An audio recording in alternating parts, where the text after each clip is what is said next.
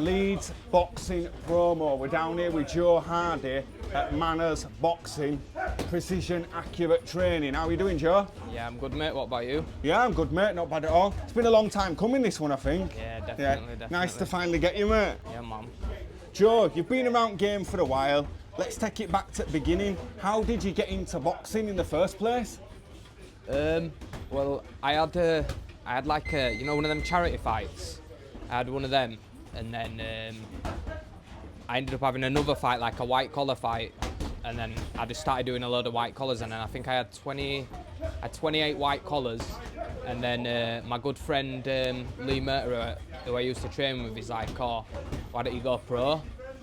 Because I was sparring lads that were like turning over pro, and I was doing pretty well with them, so I thought, why not? So yeah, so he introduced me to Kevin Marie, and then yeah, it just went from there. Really, just went pro, and yeah, that's how it all started. And how long ago would that have been, those white collar fights? How old would you have been then? I think I must have been. Well, I seen a memory come up on Facebook actually the other day, so that were about, and it was my first one were about 9 years ago. So yeah, so about I'm 30 now, so about 21, 22, okay. So quite a while. And you've fought all over the country, always ready to jump in with anyone. What keeps you motivated to keep going? I mean, the money's nice, and yeah, I just love it. Like, I've got no better to do. Like, I train all the time, so yeah, I love it. It's good. Love boxing? Yeah. And what's it like, sort of living that journeyman life in the away corner on the road? How would you describe it? What's the? I mean, I think it's all right, me, because like there's no pressure on me. There's no, I'm there. Like, I'm not meant to win. You know what I mean? So like, there's no pressure on me. So I'm going there into their backyard. All the pressure's on the home fighter. There's no pressure on me. I'm just there, have a good time, enjoy myself, have fun, and get paid. So it is what it is. You've shared ring with some of the best prospects in the country. Who's impressed you most? Who's best lad you've been in with? To be fair, there's two lads from Sunderland who are pretty good. I boxed at Travis Waters. To be fair, he stopped me in the first round. He were a good kid. And there's a kid that trains with him called, I think he's called like Bo or something like that. Bo, something. He's on my box rec anyway. You'll see on my box rec on my record there. But he were a good kid. Like, he surprised me. I didn't think he were going to be as good. He were good, and yeah, I think probably them two. They're probably best out of them two. Is probably the best two that I've been in with, to be fair. Okay. Oh, in fact, George Davey as well. George Davey were good. He from were York. Yeah. He's good. He's good. Very good. Yeah, he's a good lad, George. Yeah.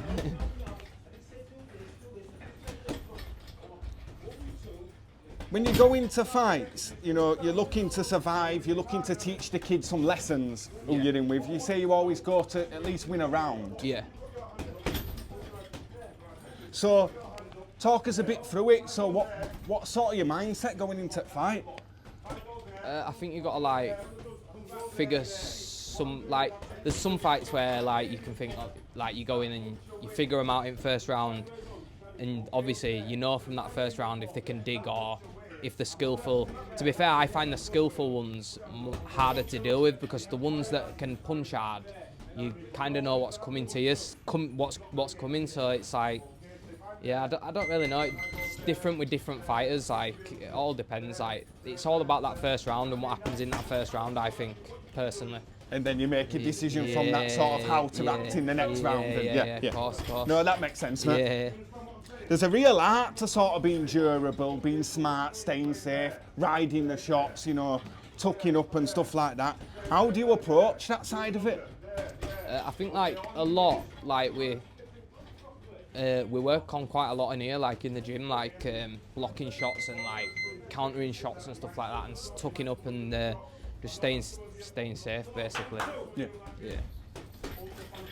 Is there a fight or a night that stands out to you as sort of your proudest performance, even if you didn't get the decision? I don't really know. I mean, my pro debut, that were good. Obviously, that were a good feeling. So I'll probably say my pro debut. But like, I I think like fighting on big stage as well. That's good when you're on the matchroom shows and the stuff like that, because that's good. Like when I boxed Will Crawler, that were good. I boxed, I can't remember his name. Josh Frankham, that's it. On the Queensbury, on the Batavia Yard undercard. Like that were a good experience. So probably them two are my two probably best experiences. But yeah, my pro debut were probably my proudest time. Yeah, it must be ace fighting on them big TV shows. Yeah, it's good, real good. They're the ones that you want, like the big TV shows, and they pay good as well. So that's what you want. Being a Leeds lad, how does it feel walking out in your own city, sort of when you're in the away corner? So I know you fought in Leeds a few times. What's that like? I mean, it is a bit of a weird feeling, like, but it is what it is. Like, I'm used to it. So, but obviously, I think when I fight in Leeds, it gives you that little bit extra just to have a go a little bit more, because obviously it's like pride in it in your own city. So it's like, yeah, it's weird, but it is what it is. You know, one of your sort of stable mates recently beat Walter Fury, who you had a fight with. So that must have been a bit of a, you know, with that like, we've got one on him now, do you know what I mean? Yeah, that were good. Yeah, I was buzzing for Christoph, obviously.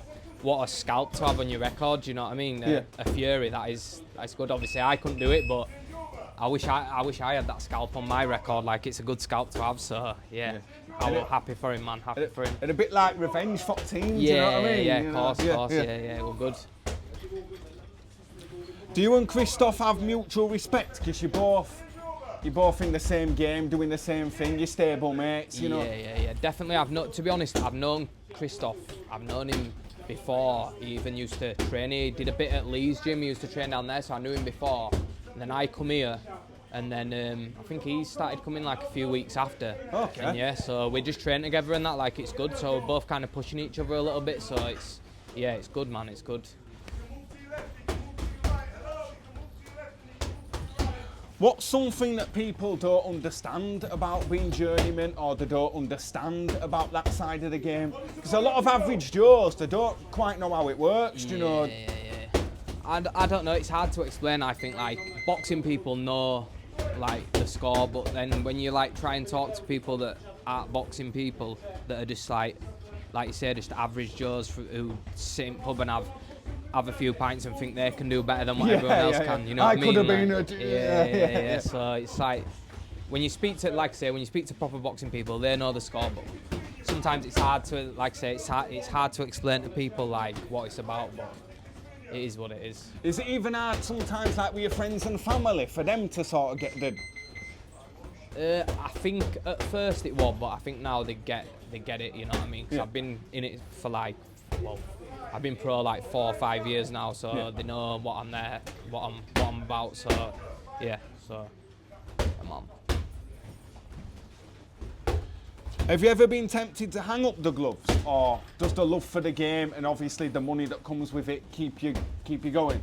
Yeah, nah, I wouldn't say I've ever thought about hanging the gloves up. Obviously, like there's a time in there, but I think like I've set myself to like I'm 30 now, so in my head I've got like 35, but see how I feel after I'm 35. Like I might go for another few more years, but all could happen. So see what happens. See what's around corner. Yeah, of course. When you see these young prospects making noise, what advice would you give to them coming into the game?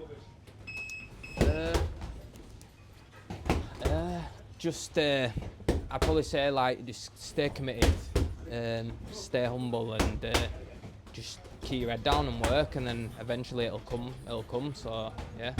And what's your goal now, Joe? Is it keep doing it for the love, or is there a particular moment or a particular something that you're striving for? I think, is there a milestone, like so many fights? Or you mentioned the age thing. Yeah. I want to try and get 200 fights, but my goal out of the boxing is to hopefully like pay for a house out of it. You know what I mean? Out of the money what I've been making, because I've been saving my money. So hopefully get a house out of it, and to 100 fights. But see what happens after 100 fights. Like if I do the 100 fights quicker than what I think, then I'll probably go a bit further, but see what happens. See what happens. How many have you had at minute, Joe? I think I'm on 43. Okay. I've got 44 on Saturday. So my goal was to have 20 fights this year, but I've got 4 lined up, so that'll be. I'm on 13 fights. So what's that? 13. Yeah. So I think I'm just going to be a little bit short of 20 fights, but see what happens. You never know. The phone might ring, so see what happens. And 20 fights in a year ain't bad, mate. That's pretty active, innit? Yeah, You know, yeah, that's good. And you say the phone might ring, so on average, how much notice are you getting for these fights? The least notice I've had for a fight, I took a fight on 5 hours notice. I were out at work at like 6 o'clock in the morning. My manager Kev, he rung me and he goes, "Oh, do you want to box tonight in Sheffield?" That were a couple of years ago, and I was like, "Yeah, go on then." I was literally out at work at 6 o'clock in the morning. Luckily, I had nearly finished, so I went back, had a bit of sleep, and then ended up going and boxing a kid in Sheffield. But yeah, like that's probably the shortest notice when I've had 5 hours. But normally like about a week, or like sometimes it can be like the Monday, Tuesday. I've got one for you on Friday or Saturday or whatever. So a week's probably at the moment. That's the shortest notice you get. But yeah, so yeah, that's it.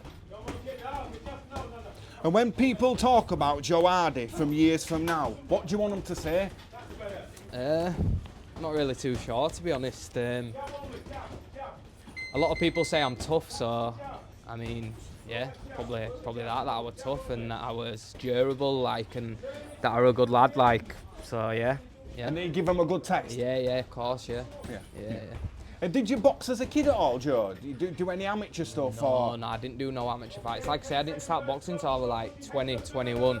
I played a lot of rugby. I used to play rugby, and then I was playing open age rugby when I was like 19, and but I was boxing at the same time. But I kept getting injuries, you know, like knocks from the rugby. Yeah. So it was one of them either. I had to pick out of the boxing and the rugby. I ended up picking boxing, and I ended up going pro with boxing. So I think I made a good decision, to be honest. Yeah. You're better at boxing than you are at rugby? I don't know. I were all right at rugby, to be fair, but yeah, I'd probably say about same. Yeah. The thing with rugby is you're in a team, aren't you? Yeah, so you can always sort of blame it on them. But when you're in the ring, it's just you, innit? Do you know what I mean? Yeah, it's bad. And what keeps you motivated, Joe, when it gets hard, you know, with the training, being on the road, being in the away corner? What keeps you going? I'm not too sure, really. Just, I don't know. I don't really know. I'm not sure. I don't really know how to say it. It's just is what it is. Like, love for the game? Yeah, it just is what it is, yeah. And were there any fighters you looked up to when you were coming into the game? You know, when you got into boxing and... I don't know. I liked some of the old school fighters, like the Sugar Ray Leonards and stuff like that. I liked watching him. Like Joe Calzaghe, obviously Nick boxed Joe Calzaghe, so I liked him. Obviously Anthony Joshua, when I was growing up, like that was one of the guys that were about. So him, David Hay, loads of fighters. I quite like Liam Smith as well. He's one of my favourite fighters. Loads. I just loved watching boxing. So quite a lot of fighters that I watched. And when are you back in ring, Joe? This Saturday. This Saturday coming, yeah? Yeah. And where's that? A VIP show? Yeah, it's a VIP show, in Liverpool. Okay. I can't remember what the kid's name is that I'm boxing, but he's meant to be an alright kid, so yeah, it should be a decent little fight, but yeah. Well, good luck in that one, mate. Yeah, man. And thanks a lot for your time tonight. Yeah. And and good luck in the future, mate. I'm Nice sure one, we'll cross on some shows and stuff, and we'll see you about. Yeah, man. Top man. Cheers, pal. Top man. Nice one.